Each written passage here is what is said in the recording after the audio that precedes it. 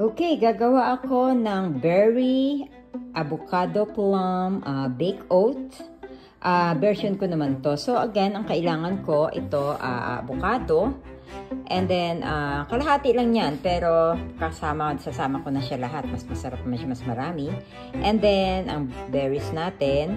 So, yan, mga kalahating, dalawang tasa. Actually, dalawa. And then, plum. Tapos, hihiwain ko siya maliliit. Kasi kailangan niya ng food processor pero wala ako nun. And then, egg. At tapos, ang ating milk. And ating Quaker oats. Ang ating salt. Tsaka baking powder at ang ating cinnamon. Okay guys, ang gagawin ko, pagsasama-samahin ko lang yung mga dry ingredients and then yung mga wet ingredients, tapos i-combine ko na sila afterwards. Ano? Okay, papakita ko sa inyo pag napagsama-sama ko na sila guys. I'll be back to you. So okay, ayan na. Ito yung ating mga dry ingredients, no? Isang kutsarita ng ating cinnamon. Isang kutsarita ng baking powder, and then 1/4 teaspoon lang ng ating salt. Okay, and then kukuhanin ko naman ang mga wet ingredients natin. Okay, nalimutan kong i-mention yung pinaka-importante, no?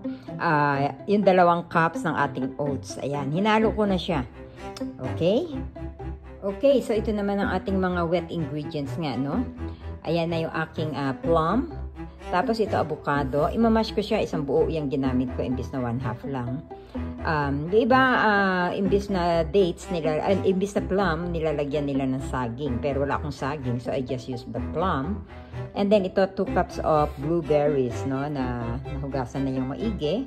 Tapos i-combine ko na silang lahat, sasama ko dito sa ating dry ingredients, kasama ang ating 2 cups nitong milk. So, kahit anong klaseng milk, bahala kayo kung anong gusto nyo. And then, of course, lalagyan ko na rin ng itlog, no? Doon ko na siya pagsasama-samahin. Dito ko na rin siya babatihin. Okay, guys? I'll be back with you.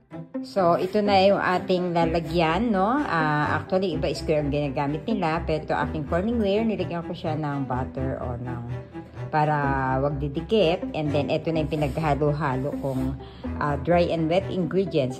Optional, nilagyan ko siya ng mozzarella cheese at saka chocolate chips. So, nasa inyo na yon. At nilagyan ko rin siya ng mga 3 maliliit na sugar-free na stevia. Okay? So, up to you guys kung anong gusto nyo.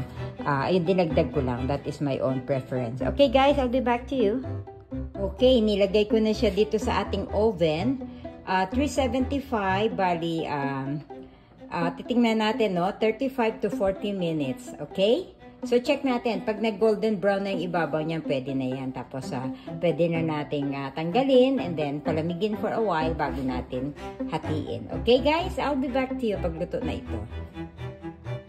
Okay, guys. Luto na yung ating berry avocado, plum, baked oats. Okay? At tinikman ko na. Napakasarap. I hope you try this, guys. Bon appetit and thanks for watching. Bye!